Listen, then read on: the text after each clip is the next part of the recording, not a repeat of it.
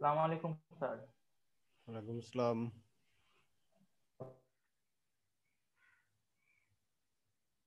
শুনতে পাচ্ছ আমাকে?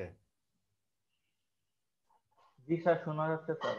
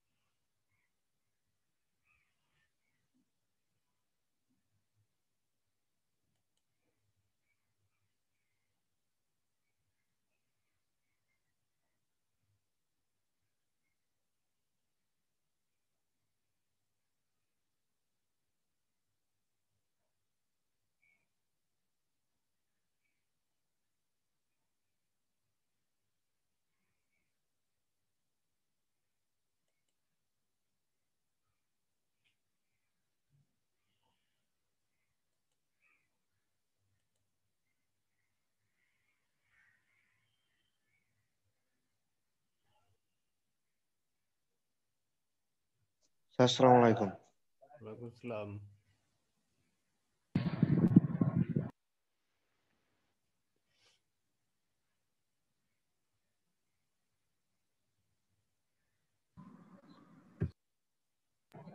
আসসালামু আলাইকুম স্যার। আসসালামু আলাইকুম স্যার। ওয়ালাইকুম আসসালাম। আসসালামু আলাইকুম স্যার। ওয়ালাইকুম সালাম। স্যার প্রচুর শীত স্যার। হ্যাঁ। জি স্যার। আসসালামু আলাইকুম স্যার। ওয়ালাইকুম আসসালাম।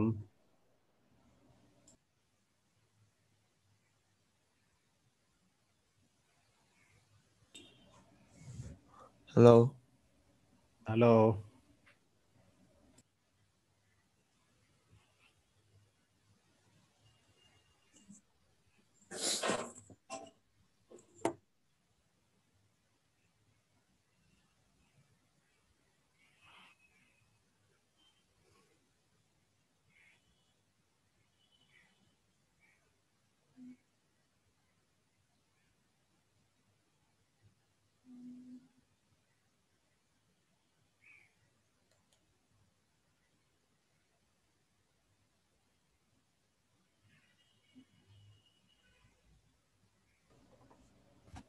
হ্যালো।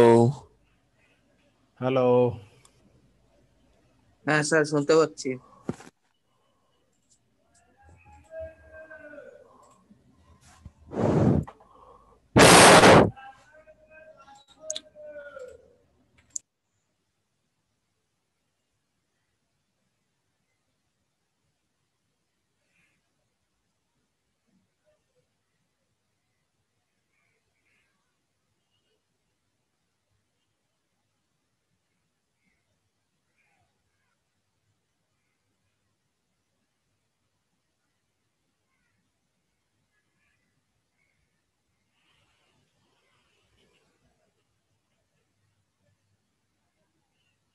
তোমাদের উপস্থিতি এখন পর্যন্ত 6 জন।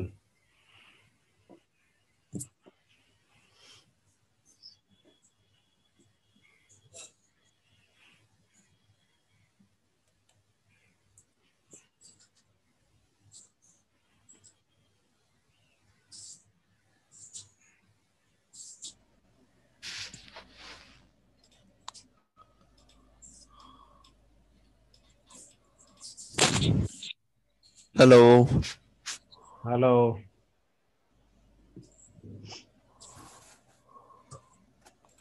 আসসালামু আলাইকুম স্যার। ওয়ালাইকুম আসসালাম।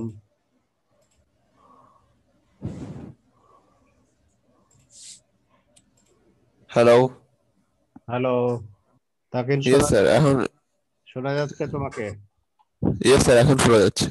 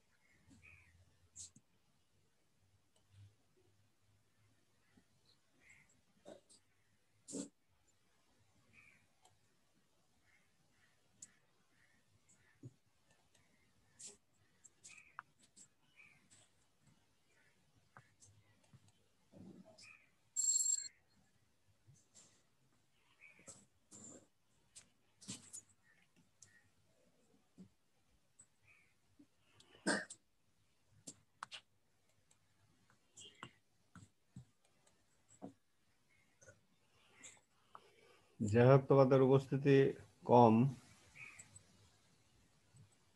কিন্তু গুরুত্বপূর্ণ আলোচনা শুরু হবে আজকে।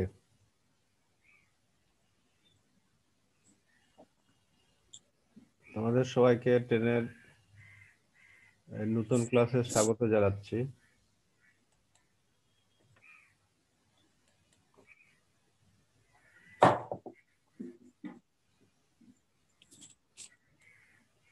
স্ক্রিনে কিছু দেখতে পাচ্ছ বয়েজ?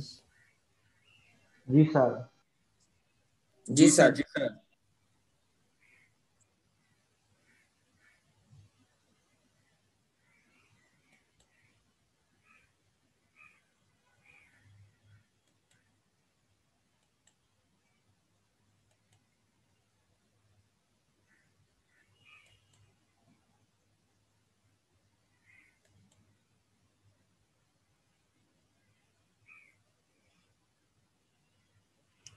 তোমাদেরকে আগে যেটা বলছিলাম যে তোমাদের ট্রেনে নতুন চ্যাপ্টার আছে একটা, আর্থিক বিবরণী নামে নতুন চ্যাপ্টার আছে। এটা হচ্ছে কম্পালসারি চ্যাপ্টার। কম্পালসারি মানে 9-এ যত অঙ্ক করেছো কোনোটাই কিন্তু কম্পালসারি না, কিন্তু এই চ্যাপ্টার থেকে বোর্ডের পরীক্ষাতে 2টা কম্পালসারি ভাবে অঙ্ক উত্তর করতে হয়। কয়টা উত্তর করতে হয় এই চ্যাপ্টার থেকে? স্যার 2টা। 2টা অঙ্ক। 60টার মধ্যে 2টা অঙ্ক এই চ্যাপ্টার থেকে কম্পালসারি ভাবে উত্তর করতে হয়। এই জন্য উপস্থিতি আরো বেশি হওয়া দরকার ছিল। স্যার, হ্যাঁ বলো বলো, কিছু বলতেছিলা পেনিয়াল? স্যার বলতেছিলাম যে স্যার এটা কি স্যার মানে স্যার কোশ্চেন কি স্যার ভাগে ভাগে হবে মানে স্যার? হ্যাঁ, 2টা বিভাগ হয়। ক বিভাগেই এই চ্যাপ্টার থেকে 2টা অঙ্ক দেয়া থাকবে, সেটা কম্পালসারি ভাবে উত্তর করা লাগে। আর খ বিভাগে তোমার আরো 9টা প্রশ্ন থাকে, সেখান থেকে 5টা প্রশ্নের উত্তর করা লাগে। ক্লিয়ার? Okay sir. এই চ্যাপ্টার থেকে কম্পালসারি ভাবে একটা বিভাগে 2টা অঙ্ক দেয়া থাকে, 2টাই উত্তর করতে হবে কম্পালসারি ভাবে। আর বাকি যত চ্যাপ্টার আছে সব চ্যাপ্টার থেকে থাকবে আরেকটা বিভাগে মোট 9টা প্রশ্ন থাকবে, সেখান থেকে তোমার উত্তর করতে হবে 5টা। এইভাবে মোট 7টা অঙ্ক উত্তর করতে হবে। এই জন্য প্রিপারেশন শুরু থেকে খুব সিরিয়াসলি নিতে হবে। যারা উপস্থিত নাই তারা তো এই ক্লাস আর পাবে না, তাই না? আজকে আমরা এখানকার অঙ্কের ফরম্যাট নিয়ে আলোচনা করব, যে অঙ্কগুলো এখানে কি করা লাগে এবং কিভাবে তৈরি করবা। এই ধরনের অঙ্কের ক্ষেত্রে একটা রেওয়ামিল, তোমাদের 9-এ যে একটা চ্যাপ্টার ছিল রেওয়ামিলের চ্যাপ্টার, ওই রেওয়ামিল দেওয়া থাকবে। আর কিছু সমন্বয় দেওয়া থাকবে। সমন্বয় মানে রেওয়ামিল তৈরি পর্যন্ত যেগুলো বিবেচনা হয়নি এই ধরনের কিছু বিষয় দেওয়া থাকবে। এরপর সবগুলো বিবেচনা করে তোমাকে হিসাব তৈরি করতে হবে। তাহলে কি দেয়া থাকবে? একটা রেওয়ামিল দেয়া থাকবে, রেওয়ামিল একটা দেয়া থাকবে এবং কিছু সমন্বয় দেয়া থাকবে। সমন্বয় মানে কি? যেগুলো রেওয়ামিল তৈরি পর্যন্ত বিবেচনা হয়নি এগুলো হচ্ছে সমন্বয়। তারপরে এগুলোর ভিত্তিতে তোমার হিসাব তৈরি করা লাগবে। হিসাব তৈরি করার সময় যেমন এখানে মূলত বিশদ আয় বিবরণী, এখন স্ক্রিনে যেটা দেখতে পাচ্ছ, স্ক্রিনে কিছু দেখতে পাচ্ছ? জি স্যার। জি স্যার। স্ক্রিনে যা দেখতে পাচ্ছ সেখানে বিশদ আয় বিবরণী বলে একটা ফরম্যাট দেখতে পাচ্ছ। যখন তোমাকে বলবে যে বিশদ আয় বিবরণীর মাধ্যমে মোট লাভ নির্ণয় করো, তখন এই ফরম্যাট অনুযায়ী তোমার কাজ করা লাগবে। তাহলে মোট লাভ নিয়ে যে একটা কথা আসলো, মোট লাভ মানে মানুষ মূলত লাভ বলতে কি বুঝে? লাভ বলতে কি স্যার বুঝে? 8। লাভ বলতে সাধারণ অর্থে যারা অ্যাকাউন্টিং করেনি তারাও বোঝে যে লাভ মানে আয় থেকে ব্যয় বাদ দেওয়া, তাই না? তাই বোঝে না যে লাভ না ইয়েস স্যার। স্যার। লাভ মানে আয় থেকে ব্যয় বাদ দেওয়া। আয় থেকে ব্যয় তোমার বাদ দিতে হবে। আয় থেকে ব্যয় বাদ দিয়ে তোমাকে লাভ বের করা লাগবে। লাভ বের করার জন্য তোমার রেওয়া মিলে বিক্রয় দেয়া থাকবে। বিক্রয়টা যে টাকার সাথে যোগ বিয়োগ হবে সেগুলো এই দ্বিতীয় এটা একটা ঘর, বিক্রয়ের যে শব্দগুলো লেখা আছে এটা একটা ঘর, তারপরে যে দ্বিতীয় ঘর দেখতে পাচ্ছ, তৃতীয় ঘর, চতুর্থ ঘর। বিক্রয়ের টাকা যখন বিক্রয়ের সাথে যোগ বিয়োগ থাকবে সেক্ষেত্রে বিক্রয়ের টাকা প্রথম ঘরে লিখতে হবে। প্রথম ঘরে লিখে তার সাথে যদি অলিখিত বিক্রয় প্রশ্নে উল্লেখ থাকে তাহলে ওই অলিখিত বিক্রয় যোগ হবে। প্রশ্নে তোমার সমন্বয়তে এটা সাধারণত থাকে, সমন্বয়তে অনেক সময় অলিখিত বিক্রয় উল্লেখ থাকে, তখন তোমার এই অলিখিত বিক্রয়ের সাথে যোগ হবে, তাহলে তোমার একটা বিক্রয় বের হবে। তারপরে বিক্রয়ের সময় কারবারি বার্তা অনেক সময় পাওয়া যায়। কারবারি বার্তা মানে ছাড়। তুমি অনেক সময় বিক্রয়ের সময় ছাড় দিবা, তোমার প্রতিষ্ঠান ছাড় দিবে, তখন ওই কারবারি বার্তা মাইনাস করবা। কারবারি বার্তা যদি থাকে তখন কারবারি বার্তা মাইনাস করে দিবা। তারপরে ফেরত, বিক্রয় ফেরত যদি থাকে, সমন্বয়ে অনেক সময় বলা থাকে যে বিক্রয় ফেরত এত টাকা, সেই বিক্রয় ফেরত তোমার মাইনাস করতে হবে। তারপরে অনেক সময় বলা থাকবে যে বিক্রয় অথবা ফেরত ভিত্তিতে পণ্য পাঠানো হয়েছে যা বিক্রয় হয়নি, বিক্রয় সম্পর্কে নিশ্চিত হওয়া যায়নি বা বিক্রয় হয়নি। তার মানে কি? বিক্রয় হয়নি বা নিশ্চিত হয়নি মানেই তার মানে বিক্রয় কমে যাবে। এই জন্য বাদ বিক্রয় অথবা ফেরত যদি থাকে সেটাও মাইনাস করবা, করে যে টাকা আসতেছে সেটাকে বলে নিট বিক্রয়। তাহলে তোমাকে প্রশ্নে যখন বলবে নিট বিক্রয় নির্ণয় করো কয়ে, তখন তার মানে এই বিক্রয়ের সাথে যদি অলিখিত বিক্রয় থাকে যোগ করবা, কারবাই বার্তা যদি থাকে মাইনাস করবা, ফেরত যদি থাকে মাইনাস, বিক্রয় অথবা ফেরত যদি থাকে সেটাও মাইনাস করে যার যে টাকা আসতেছে সেটা হচ্ছে নিট বিক্রয়। আর এই নিট বিক্রয়ের টাকা ফার্স্ট কলামে, এই যে এখানে সেকেন্ড কলামে যোগ বিয়োগ করে যা হয় এটা লাস্ট কলামে লিখতে হবে। তাহলে তোমার বিক্রয় লেখা থাকলো। এখন এটা বিক্রয় মানে তো আয়, আয় লেখা থাকলো, এখান থেকে বাদ যাবে বিক্রিত পণ্যের ব্যয়। বিক্রিত পণ্যের ব্যয় বলতে নিচের যা যা লেখা আছে তার সবকিছুর সামগ্রিক ফলাফল কে বলে বিক্রিত পণ্যের ব্যয়। নিচে যা যা লেখা আছে তার সবগুলোর সামগ্রিক ফলাফল। মনে করো প্রারম্ভিক মজুদ পণ্য রেওয়া মিলে আছে, সেটা লিখবা। এই বিক্রিত পণ্যের ব্যয় মানে তোমার পণ্য ক্রয়ের জন্য কিন্তু কিছু খরচ আছে। পণ্য ক্রয় মানে শুধু ক্রয় খরচ না, তোমার কি হবে? পণ্য ক্রয়ের সময় কিছু পরিবহন ব্যয় হতে পারে, শ্রমিককে মজুরি দেওয়া লাগতে পারে। এই ক্রয়ের সাথে সংশ্লিষ্ট যত খরচ আছে এগুলোকেই বলে বিক্রিত পণ্যের ব্যয়। তারপরে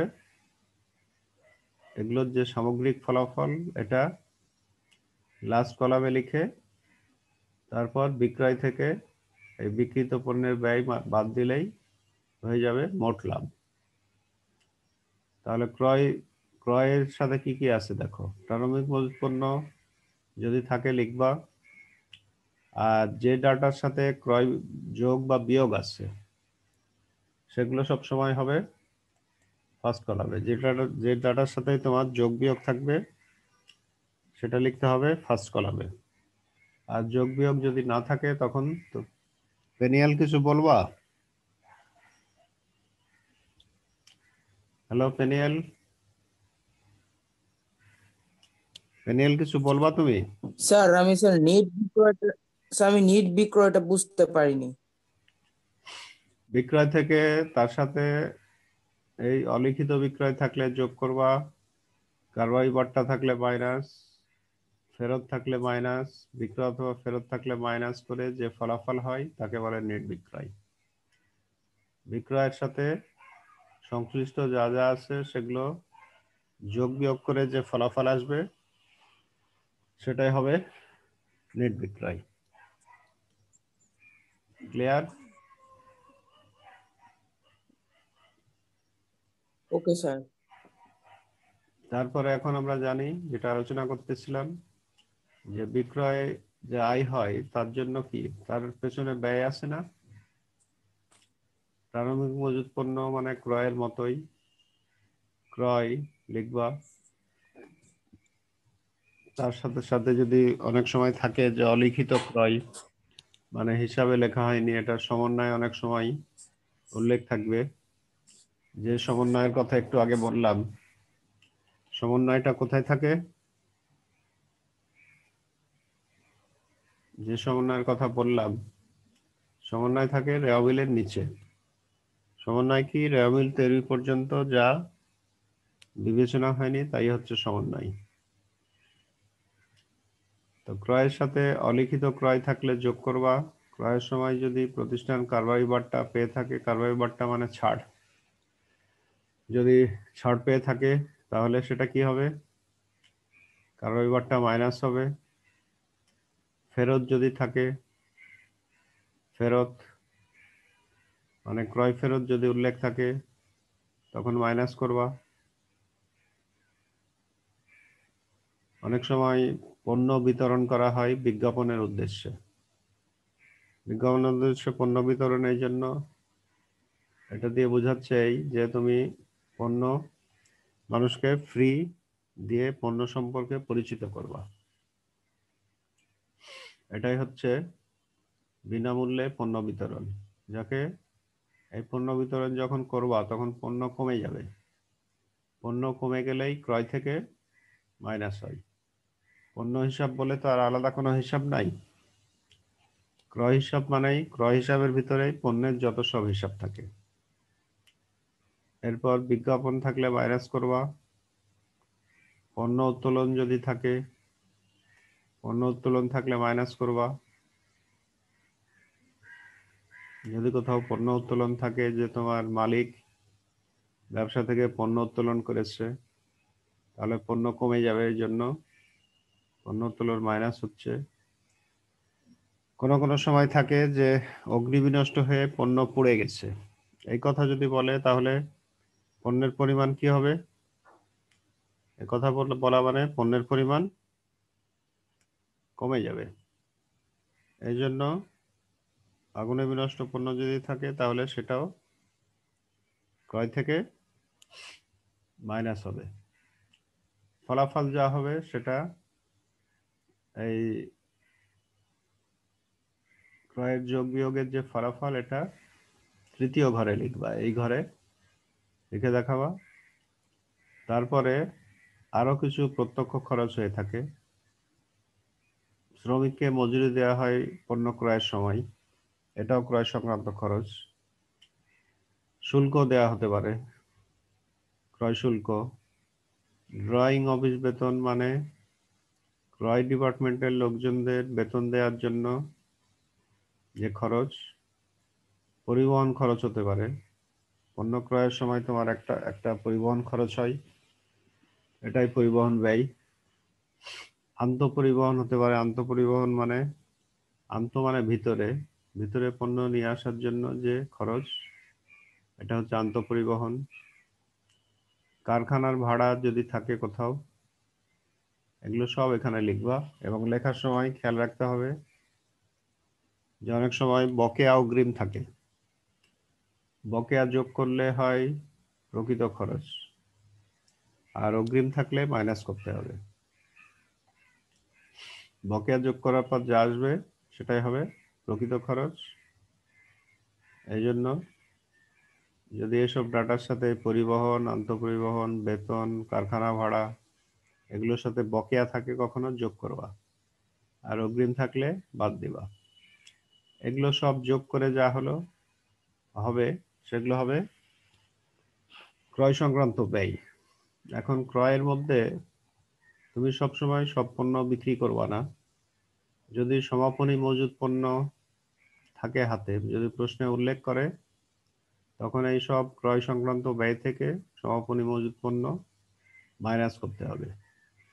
দিয়ে যে ফলাফল, এই যে প্রারম্ভিক মজুদ পণ্য থেকে সমাপনী মজুদ পর্যন্ত যে ফলাফল, তাকেই সংক্ষেপে বলে বিক্রিত পণ্যের ব্যয়। এগুলোর ফলাফল চলে যাবে লাস্ট ঘরে। লাস্ট ঘরে যাওয়ার পর উপরে টাকা লেখা আছে বিক্রয়ের টাকা। এই বিক্রয়ের টাকা থেকে নিচের লাস্ট ঘরে যে টাকা গেল বিক্রয় সংক্রান্ত বিক্রিত পণ্যের ব্যয়ের টাকা, এটা মাইনাস করলেই হয়ে যাবে মোট লাভ। এখানে বলো কোনো প্রশ্ন থাকলে কারো। যতটুকু আলোচনা করলাম এখানে কারো কোনো প্রশ্ন থাকলে বলো।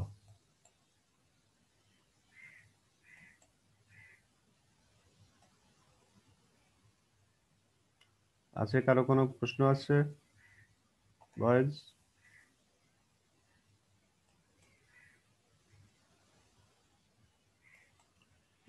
প্রশ্ন থাকলে বলো। জি স্যার।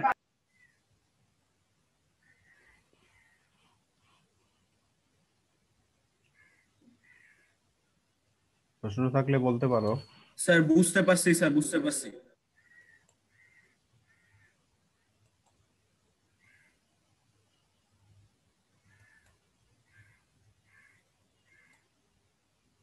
তাহলে এখান থেকেই দেখো কত প্রশ্ন হতে পারে। তোমাকে নেট বিক্রয় বের করতে বললো, তখন কি করবা? বিক্রয়ের সাথে যা যোগ বিয়োগ আছে এগুলোর ফলাফল নির্ণয় করে দেখাবা। বিক্রয়ের সাথে অলিখিত বিক্রয় থাকলে যোগ করবা, কারবারি বার্তা থাকলে মাইনাস করবা, ফেরত থাকলে মাইনাস করবা, বিক্রয় ও ফেরত মাইনাস দিয়ে যে ফলাফল, এটাই হচ্ছে নেট বিক্রয়। আবার তোমাকে বলা হলো যে বিক্রিত পণ্যের ব্যয় নির্ণয় করো। বিক্রিত পণ্যের ব্যয় মানে প্রারম্ভিক মজুদ থেকে এই সমাপনী মজুদ পর্যন্ত যে ফলাফল আসবে তাকে বলবে বিক্রিত পণ্যের ব্যয়। আবার তোমাকে বলা হলো যে নেট ক্রয় নির্ণয় করো। নেট ক্রয় মানে যে ক্রয় থেকে সবকিছু যে স্যার কথা স্যার কাইটে কাইটে আসতেছে। ক্রয় থেকে যদি নেট বলে